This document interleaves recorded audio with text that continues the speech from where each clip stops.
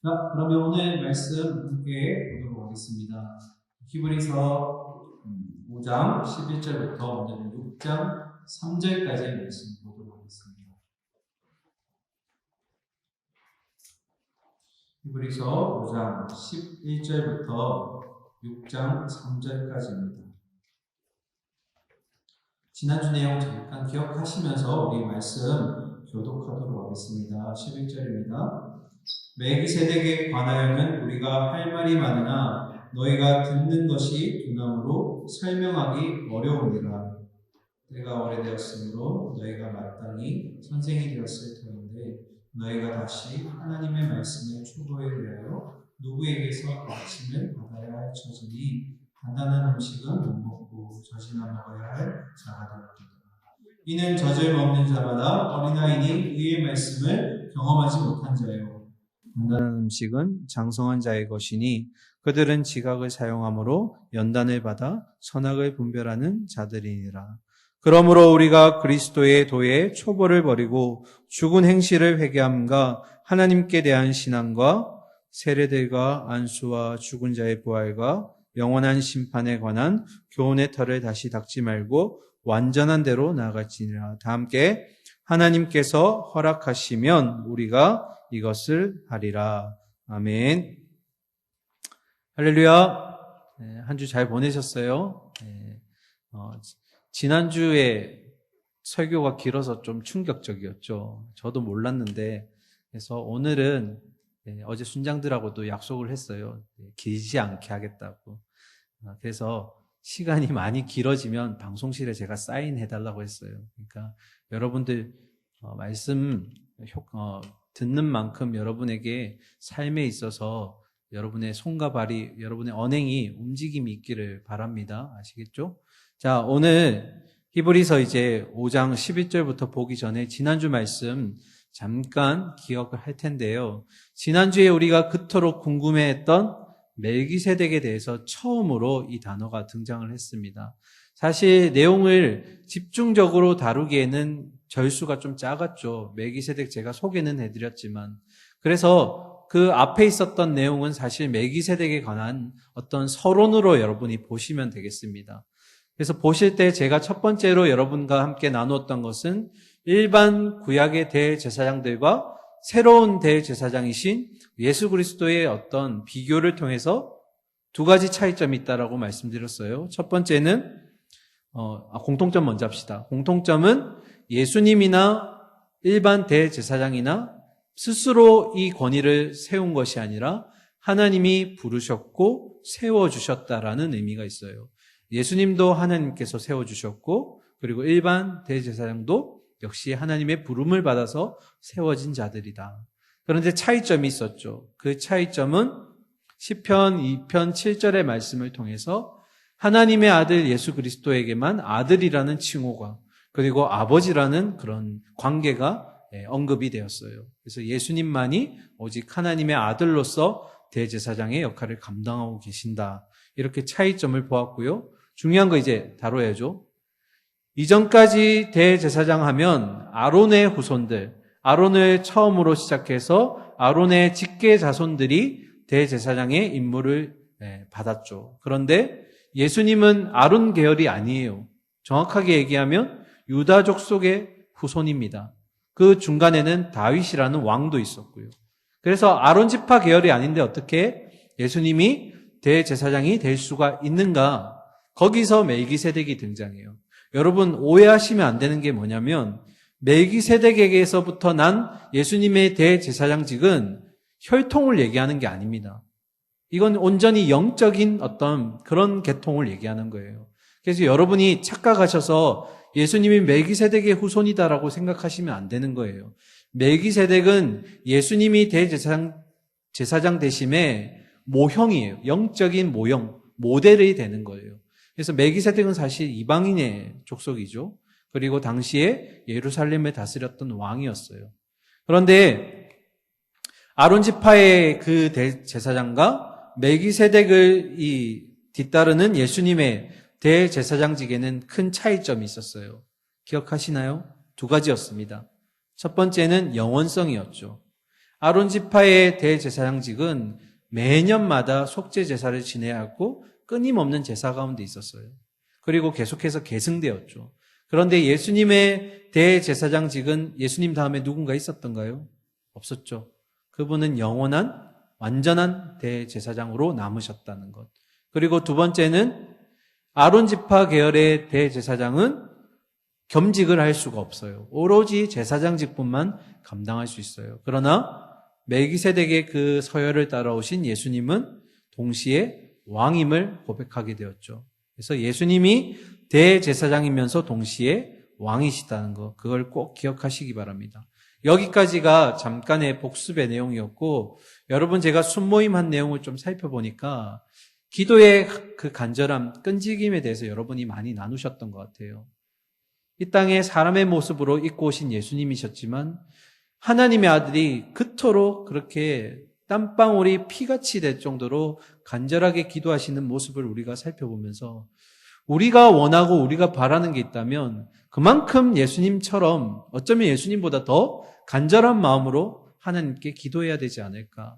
그냥 몇 시간 기도해보고 아니면 며칠 몇 주 기도해보고 대답이 없고 응답이 없으니까 기도를 그냥 포기하는 우리의 그런 어떤 부족한 모습들을 다시 되돌아보면서 이제는 우리가 간절히 원하는 게 있다면 정말 들어주실 때까지 끝까지 그 자리를 벗어나지 않겠다라는 그런 마음으로 우리가 기도의 가치를 붙들기를 원합니다. 아시겠죠? 그래서 기도는 하나님과의 영적 소통의 어떤 수단이기도 하지만 우리의 간절한 바람들을 하나님께 올려드리면서 이거는 하나님만이 하실 수 있습니다라는 우리의 신앙의 고백이기도 해요. 그러니까 여러분의 삶 가운데 기도는 계속되어야 되고 기도가 응답될 때까지 그 자리를 벗어나지 않고 끝까지 기도하시기 바랍니다. 저도 그래서 지금 수십 년째 가족 구원을 위해서 끝까지 기도하고 있어요. 들어주실 때까지, 어떠한 사인이 있을 때까지 기도하기를 바랍니다. 자, 오늘 이제 말씀을 볼 텐데요. 5장에서 등장한 멜기세덱에 대해서 갑자기 히브리서 기자가 말씀을 접어버립니다. 멜기세덱 조금 설명하는 것 같더니 갑자기 내용을 접고 본론이 어디서부터 시작되냐면 7장에서 시작돼요. 여러분 7장 한번 보실래요? 성경책에. 7장을 보면 7장 1절 위에 소제목이 뭘로 돼 있냐면 멜기세덱이라고 돼 있어요. 그 말은 어떤 말이냐면 이제부터 7장에서부터 비로소야 멜기세덱이 어떤 사람이고 예수 그리스도가 멜기세덱의 반차를 따라온 것이 무엇인지에 대해서 구체적으로 설명하는 본론에 들어갔겠다라는 그 내용이에요. 그러면 사이에 공백이 생기죠. 분명히 우리는 5장에서 그 멜기세덱을 잠깐 보았는데 6장에는 무슨 내용이길래 멜기세덱이 사라지고 7장부터 다시 등장한 것일까? 근데 히브리서 기자가 너무 친절하게 그렇게 멈춰야만 됐던 속사정을 우리에게 직접 알려줘요. 11절 볼까요? 이제 말씀 속으로 들어가 보겠습니다. 여러분 답하실 게 뭐라고요? 왜 히브리서 기자가 멜기세덱에 관한 내용을 중간에 멈췄을까? 직접 답을 보겠습니다. 11절 같이 읽을까요? 시작. 멜기세덱에 관하여는 우리가 할 말이 많으나 너희가 듣는 것이 두나무로 설명하기가 어려우니라. 뭐라고 얘기하죠? 히브리서 기자가 더 할 말이 많아. 나 멜기세덱에 대해서 여러분에게 알려주고 싶어. 그런데 너희가 듣는 것이 둔하기 때문에 설명하기가 어려워. 여러분 기분 나쁘게 들으시면 안 돼요. 이 둔하다는 의미는 두 가지 의미가 있습니다. 첫 번째는 게으름의 의미가 있고요. 두 번째는 나태함의 의미가 있습니다. 그러니까 너희가 멜기세덱의 내용을 직접적으로 듣기에는 뭐하다는 거예요? 첫 번째 게으르고 두 번째는 나태하기 때문이야. 그러면 게으름의 차원은 뭐고 나태함의 측면은 무엇일까? 게으름은 어떤 의미냐면 너희가 말씀을 경청하는 것이 게으르다는 거예요. 말씀을 듣는 것에 너희가 집중하지 않는다라는 거예요. 그런 의미에서 게으름의 단어가 쓰여졌다면 나태함은 어떤 뜻이냐면 너희가 들은 말씀을 삶 가운데 적용시키지 않아. 삶에서 이 말씀대로 살지 않는 나태함이 있어. 그래서 멜기세덱에 대해서 내가 좀 더 얘기해 주고 싶은데 너희가 그렇게 말씀을 듣지도 않고 또 말씀대로 행하지 않기 때문에 나는 지금 당장 본론에 대한 얘기를 할 수가 없다라는 거예요. 여기서 우리가 두 가지를 적용해 봐야 됩니다. 첫 번째가 뭐냐면 우리가 이 말씀, 우리에게 영적인 안식을 주는 그 참된 평안을 주는 말씀 듣기를 얼마나 사모하고 있고 또 실천하고 있는 거예요. 여러분의 삶 가운데 말씀이 늘 주변에 있어야 됩니다. 말씀 듣는 시간이 꼭 있어야 돼요. 제가 지난번에도 얘기했죠. 일주일에 한 번 듣는 이 말씀 가지고 여러분의 영적인 삶이 풍요로울 수가 없어요. 매일매일 주시는 만나의 은혜가 있다고 얘기했습니다. 그런데 어떻게 한 주치 거를 가지고 이 한 말씀 가지고 살아내는 거예요. 여러분, 정한 시간에 말씀 듣기를 사모하셔야 돼요. 제가 예전에 얘기했었죠. 온전한 믿음의 시작은 어디서부터 시작된다고요? 말씀을 듣는 것에서부터 시작해요. 온전한 믿음의 시작점은 바로 듣는 것이에요. 말씀이 들려져야 돼요. 여기 듣는다는 의미는 여러 가지가 있겠죠. 직접 보고 읽는 것도 듣는 것의 일종이고요. 그 다음에 또 여러분 어플이라든지 아니면 그 인터넷을 통해서 듣는 것도 역시 말씀을 듣는 거죠. 그리고 우리가 지금 하고 있는 필사 또한 말씀을 듣는 것의 하나의 방법이에요. 듣든지 읽든지 쓰든지 우리 곁에 말씀이 늘 있어야 된다는 거예요. 여러분의 믿음의 시작은 어디서부터예요?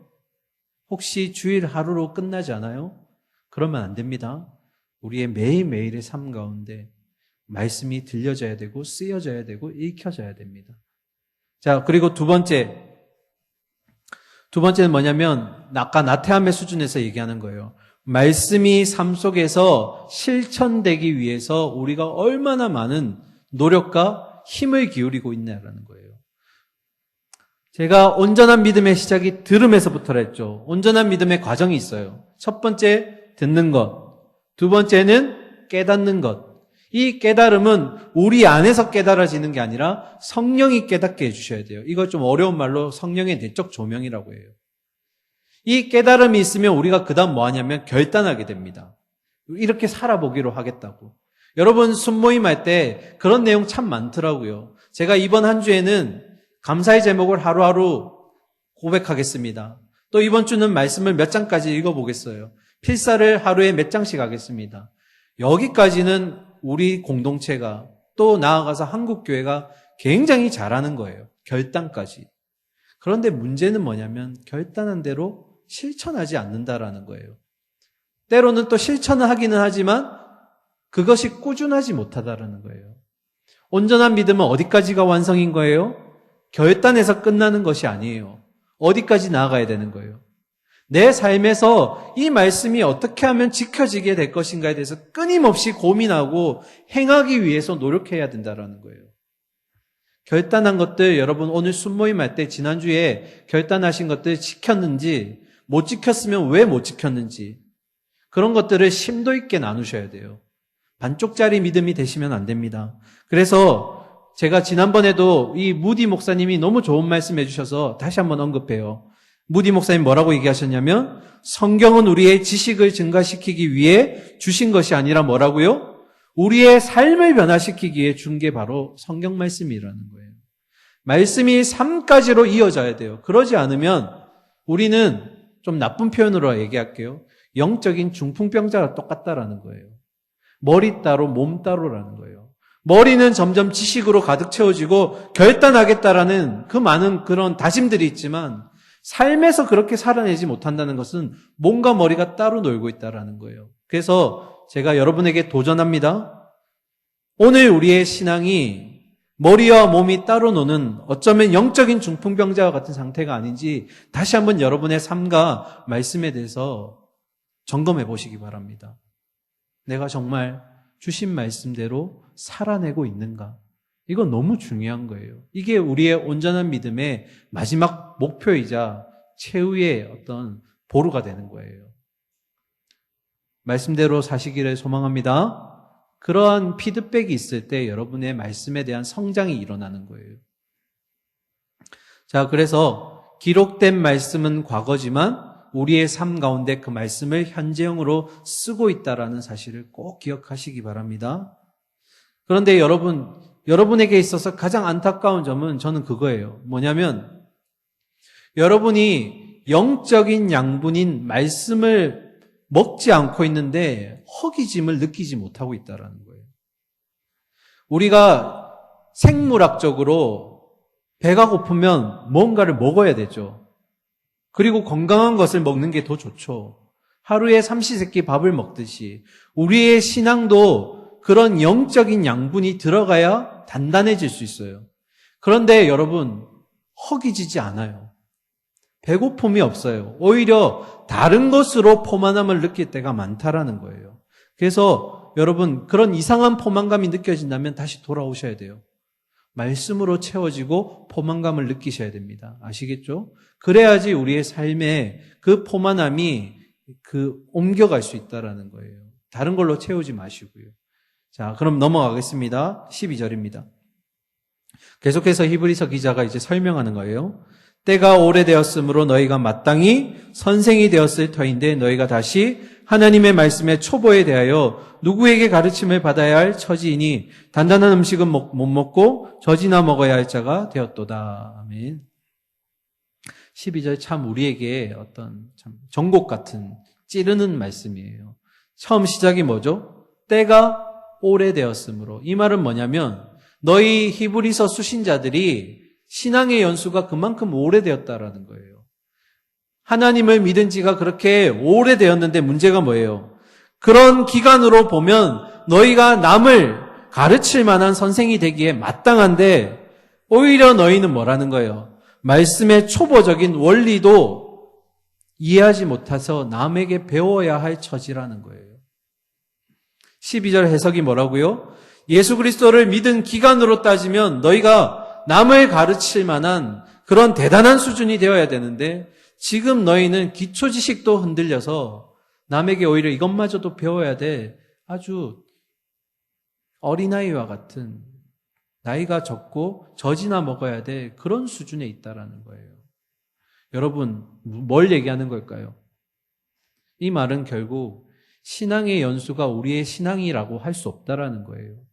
신앙이 오래되었다고 해서 그것이 신앙인 것처럼 여러분이 판단하시면 안 된다는 거예요. 물론 신앙의 연수가 길어질수록 여러분 벼가 고개를 숙이듯이 그렇게 여러분이 성숙되어지면 굉장히 감사한 결과입니다. 그런데 내가 모태신앙이라고 해서 내 믿음이 굳건하다고 얘기하면 안 돼요. 모태신앙의 뜻이 뭐예요? 여러분, 어제도 얘기했었는데 전도도 못해, 말씀도 못해, 못 읽어, 기도도 못해. 이게 모태신앙이잖아요. 모태신앙이 저거든요. 그러니까 여러분의 신앙의 연수가 길다고 해서 그것이 여러분의 신앙의 실력인 것으로 착각하시면 안 돼요. 그리고 또 착각하는 게 뭘까요? 헌금 많이 한다고 신앙의 실력이 클까요? 아니요. 가난한 그 가부의 두 렙돈을 예수님께서 칭찬하신 이유가 뭘까요?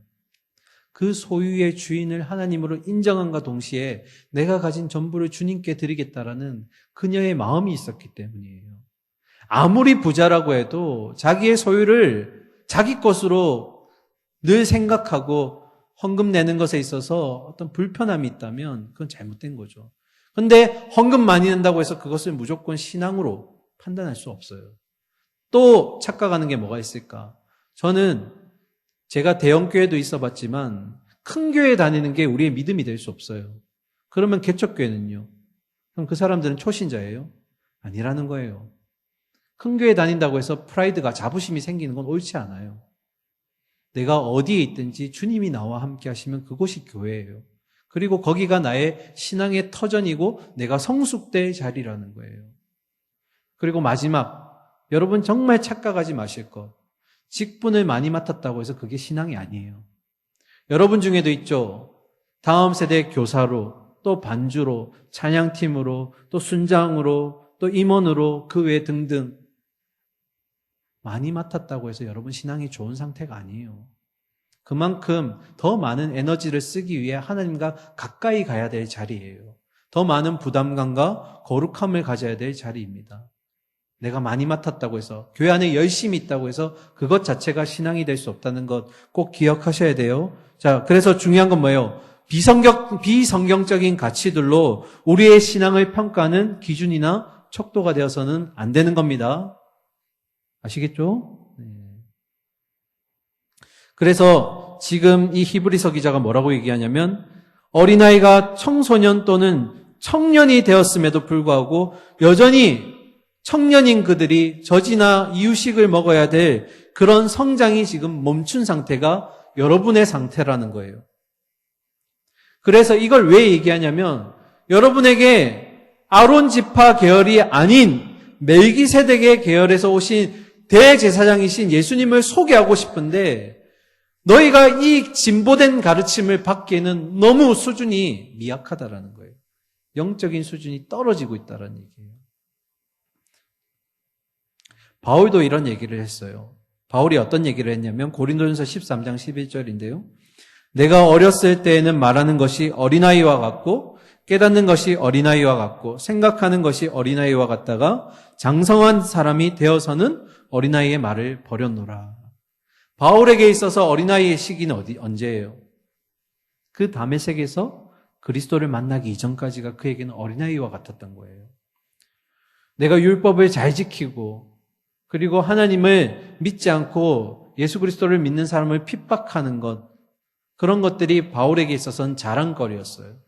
그런데 예수 그리스도를 만나고 나서 보니까 이 모든 것들이 어린아이와 같은 수준의 것들이었다는 거예요. 여기 바울의 고백에는 두 가지 의미가 있어요. 첫 번째는 뭐냐면 내가 장성한 사람, 예수 그리스도의 그 은혜를 경험하고 나니까 그때가 내가 어린아이였구나라는 걸 깨달음과 동시에 장성한 사람이 되어서야 비로소 어린아이의 것을 버릴 수 있었다라는 거예요.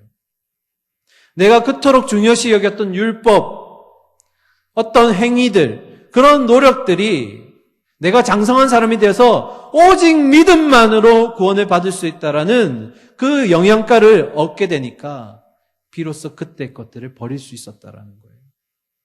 여러분, 성장을 해야 이전 것들을 내어 던질 수 있다라는 거예요. 여러분은 어느 정도의 수준에 있나요? 아직도 어린아이와 같은 신앙인가요? 아니면 청소년과 같이 갈팡질팡하나요?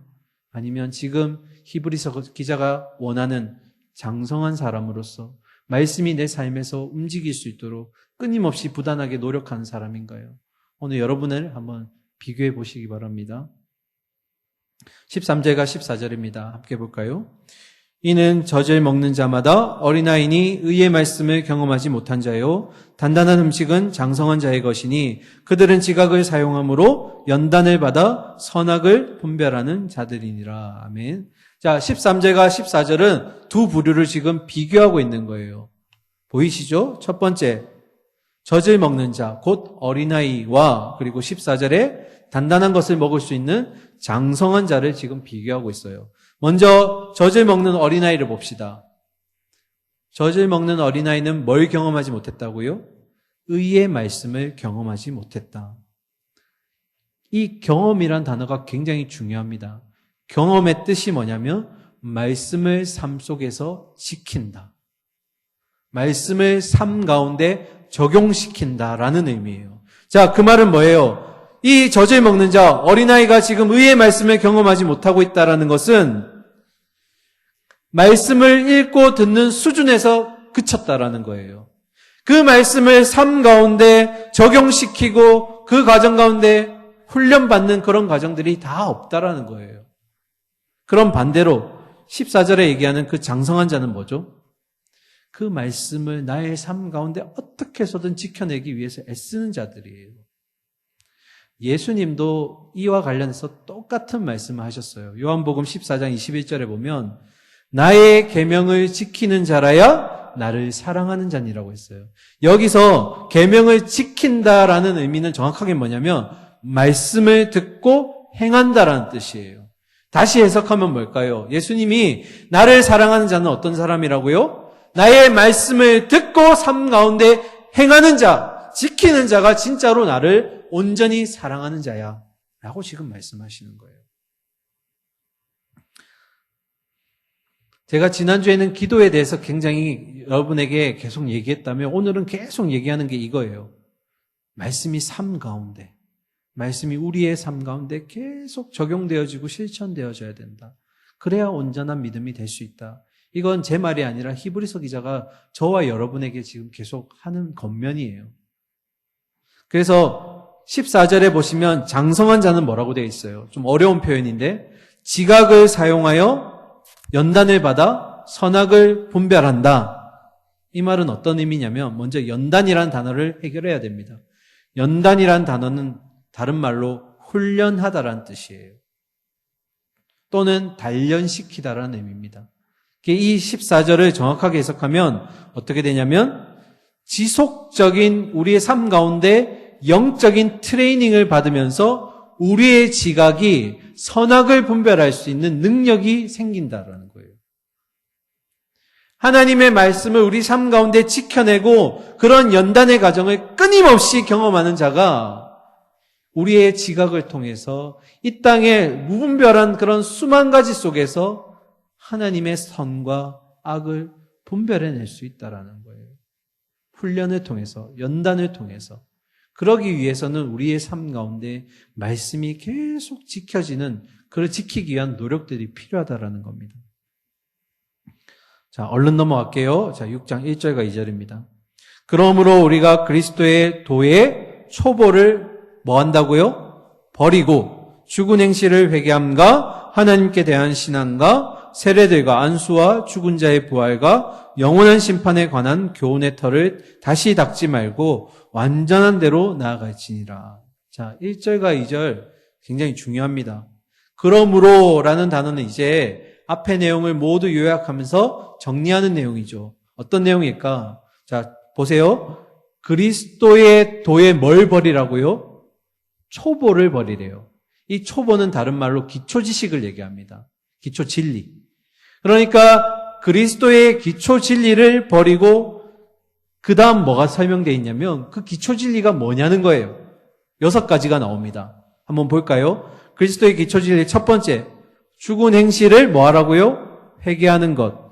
그리고 두 번째, 하나님께 대한 신앙. 세 번째, 세례들. 네 번째, 안수. 다섯 번째, 죽은 자의 부활. 여섯 번째, 영원한 심판. 이 6가지가 결국 뭐라는 거예요? 그리스도의 기본 진리, 기초 진리라는 거예요. 여러분, 학원이나 학교 같은 데 가면 기초는 언제 배워요? 한참 들어가서 우리가 적응 다 한 다음에 배우나요? 아니죠. 처음 입문하는 단계에서 배우죠. 이 그리스도의 도의 초보는 뭐라는 거예요? 내가 예수님을 향한 믿음이 처음 생긴 지 얼마 안 됐을 때 나에게 가르침, 배움이 있는 단계를 얘기하는 거예요. 그 6가지가 지금 여기에 소개가 된 거예요. 일일이 하나하나 보지는 않겠습니다. 여기에는 아주 중요한 내용이 있어요. 뭐냐면 두 개가 엮여 있어요. 첫 번째, 죽은 행실을 회개함과 하나님께 대한 신앙이 서로 공통점을 갖고 있어요. 자, 여러분, 죽은 행실을 회개한다는 게 어떤 의미냐면 당시의 유대인들은 율법을 지킴으로써 하나님께 구원을 받을 수 있다라고 생각했어요. 다른 말로 얘기하면 노력과 공로와 행위를 통해서만 구원을 얻을 수 있다라는 그런 마음, 그런 교훈을 가지고 있었는데 잘못된 거죠. 오직 구원은 뭘로 받을 수 있죠? 믿음으로만 받을 수 있는 거잖아요. 그래서 지금 히브리서 기자가 뭐라고 얘기해요? 죽은 행실. 너희가 행위로 구원을 받을 수 있다라는 그것을 뭐 하라는 거예요? 회개하라는 거예요. 그것과 동시에 하나님께 대한 믿음. 여러분, 이 2가지는 결국 뭐냐면 우리가 하나님을 믿게 되었을 때 우리 안에 일어나는 내적인 변화를 얘기하는 거예요. 회개와 믿음. 우리가 처음 예수님을 믿기로 작정했을 때 우리 안에 있는 그 이전의 삶에 대한 회개와 그리고 주신 주님에 대한 믿음의 변화, 내 삶은 앞으로 주님 것입니다. 주님이 나의 주인 되십니다라는 그런 내적인 변화가 이 2가지의 공통점이에요. 자, 두 번째 부류, 세례들과 안수라고 되어 있어요. 왜 세례라고 하지 않고 복수형을 취했을까? 유대인들의 그 가르침 속에 보면 세례에 대한 가르침이 좀 많아요. 일일이 제가 살펴보지 않겠지만. 그런데 우리 기독교에서 오직 세례는 성령의 세례죠. 그걸 외적으로 표현한 게 뭐예요? 세례식, 물 세례를 통해 받잖아요. 그러면 세례 여러분 다 받으셨는데 안 받으신 분도 계시지만 세례 받을 때 목사님이 여러분의 머리 위에 뭘 얹이죠? 물을 얹이잖아요. 그러면서 물을 얹으면서 손을 갖다 대시죠. 이걸 뭐라고 얘기하죠? 안수라고 얘기하잖아요. 그래서 지금 두 번째 부류인 세례들과 그리고 안수는 뭘 의미하는 거냐면 아까는 회개와 믿음이라는 내적인 변화를 얘기했다면 그 내적인 변화에 대한 외적인 증거들이 바로 이 세례와 안수를 얘기하는 거예요. 좀 어렵나요? 다시 설명할게요. 우리가 주님을 처음 믿었을 때 우리 안에 변화가 일어나죠. 회개가 일어나고 동시에 믿음이 주어지게 됩니다. 그걸 우리가 여러분이 이제 그런 믿음을 가진 성도입니다 하고 외적으로 여러분에게 보여주는 표식이 뭐예요? 예식이. 세례식이잖아요. 그 세례식 때 행해지는 것 중에 하나가 안수잖아요. 그래서 세례와 안수는 결국 뭐예요? 우리의 그 내면의 변화에 대한 외적인 증거들이 된다라는 거예요. 보여지는 증거들. 자, 그러면 마지막 세 번째. 심판과 뭐라고요? 죽은 자의 부활과 심판.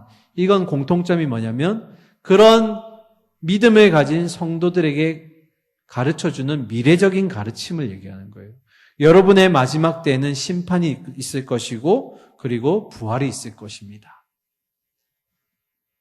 이렇게 두 개씩 쌍을 이루게 돼서 지금 나눠지는데 여러분 그게 중요한 게 아니라 지금 히브리서 기자가 얘기하는 중요는 뭐예요? 이 6가지가 다 뭐라는 거예요? 여러분이 처음 믿음의 단계에 입문했을 때 배우는 기초진리라는 거예요. 여러분 이 내용 거의 다 아시잖아요. 여러분도. 그런데 문제는 뭐예요? 신앙의 연수가 계속되면 될수록 이걸 버린다라는 것은 기초진리를 버린다는 게 아니라 이건 그대로 두고 더 발전된 믿음을 위해서 더 많은 더 성숙한 가르침을 받아야 되는데 그러지 못하고 있다라는 거예요.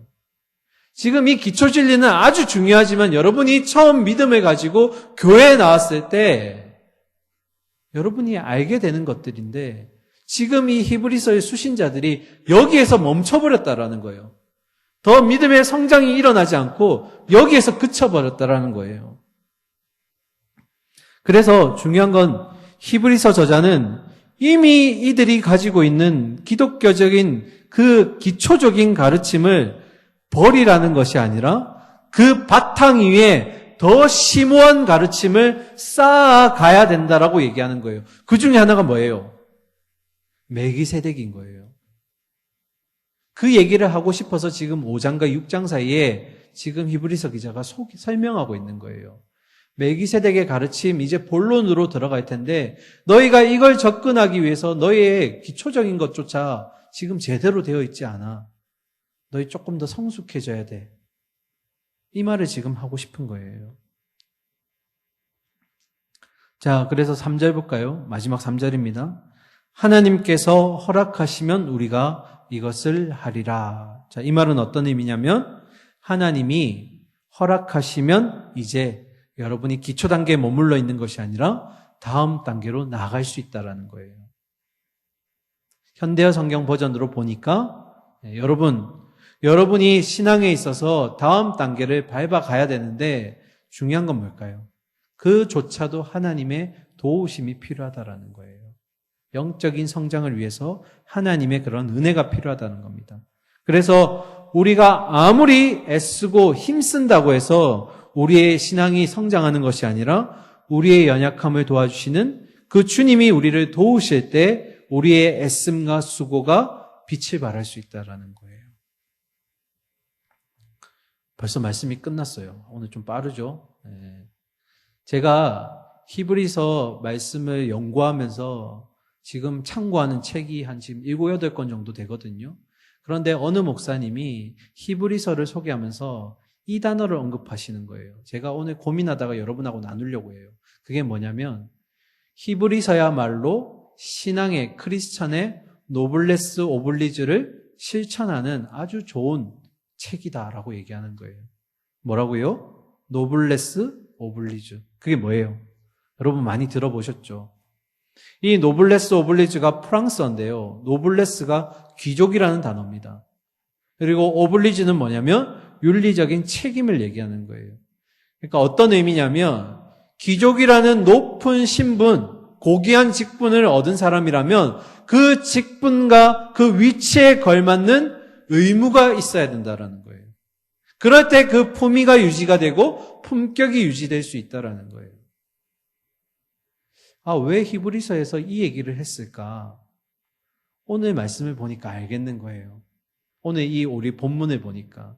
여러분, 베드로전서 2장 9절에 보면 우리의 그리스도인의 정체성에 대해서 베드로가 4가지로 얘기합니다. 저 한번 따라해 보실까요? 잠도 깨울 겸. 첫 번째, 택하신 족속. 다 어디 갔어요? 택하신 족속, 왕 같은 제사장. 코라면 안 할 거예요. 삐졌어요? 첫 번째, 택하신 족속, 왕 같은 제사장, 거룩한 나라, 그의 소유된 백성. 이 4가지가 뭐냐면 우리 그리스도인의 정체성을 얘기하는 거예요. 택하신 족속, 왕 같은 제사장, 거룩한 나라요, 그의 소유된 백성이다. 이게 우리의 정체성이에요. 여러분, 이 정체성을 얻기 위해서 우리가 누가 필요했죠? 대제사장이신 예수 그리스도가 필요했어요. 그죠? 예수 그리스도로 말미암아 우리는 이런 귀한 정체성을 가지게 되었어요. 그러면 아까 그 노블레스 오블레주를 적용하게 되면 이런 귀한 세상이 줄 수 없는 정체성, 그리스도인이라는 정체성, 하나님의 자녀라는 정체성을 우리에게 하나님이 부여하셨다면 우리도 그에 걸맞는 품격과 품위를 유지할 수 있는 그런 삶에서의 의무가 있어야 된다는 거예요. 그게 뭘까요? 그게 오늘 히브리서 기자가 얘기하는 말씀이 그냥 결단해서 끝나는 것이 아니라 삶 가운데 말씀을 지켜내는 그 모습이 바로 신앙에 있어서 노블레스 오블레주라는 뜻인 거예요. 하나님이 주신 말씀으로 백성답게 삶을 살아내는 것. 그게 우리의 그리스도인의 뭘 유지하는 거예요? 품위를 유지하고 품격을 유지한다라는 거예요. 자, 그러면 이제 마지막 질문. 이거 하고 마칠 텐데요. 그리스도인의 품위가 뭘까요? 품격이 뭘까요? 그 답을 내려야지 우리가 할 수 있죠. 말씀대로 산다는 건 알겠는데 그 말씀대로 지켜낼 때 우리의 삶의 품위가 지켜지고 품격이 지켜진다는 걸 알 수 있겠는데 그러면 그리스도인으로서 품위는 뭐고 품격은 뭘까? 제가 답을 찾다가 2년 전에 여러분하고 말씀 나눴던 그 답을 다시 가지고 왔어요. 여러분 갈라디아서로 가보겠습니다. 갈라디아서 5장 22절과 23절에 보면 우리가 배웠던 말씀이 다시 등장해요. 같이 읽을까요? 시작. 오직 사랑과 희락과 화평과 오래 참음과 자비와 양성과 충성과 온유와 절제니 이 같은 것을 금지할 법이 없느니라. 아멘. 여러분 이 9가지 외웠던 거 기억나세요? 자, 저를 보시고 화면 꺼주세요. 자, 같이 외워보겠습니다. 오직 성령의 열매는 시작.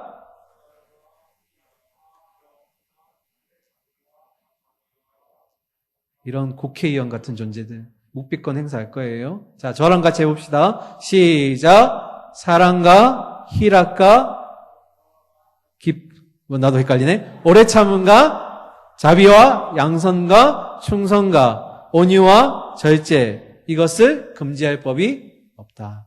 제가 왜 이 9가지를 자꾸 얘기하냐면 여러분 이게 우리 안에 맺혀져야 될 결과물인데요. 근데 그 22절에 이 9가지를 뭐로 소개하고 있냐면 오직 성령의 뭐라고 돼 있어요?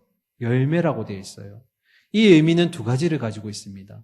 첫 번째, 이 9가지는 성령이 함께 하실 때만, 성령이 주실 때만 받을 수 있다는 거예요. 그래서 성령의 열매라고 얘기하죠. 그리고 또 한 가지, 이 9가지의 모습은 사람과의 관계 속에서 나타난다라는 거예요.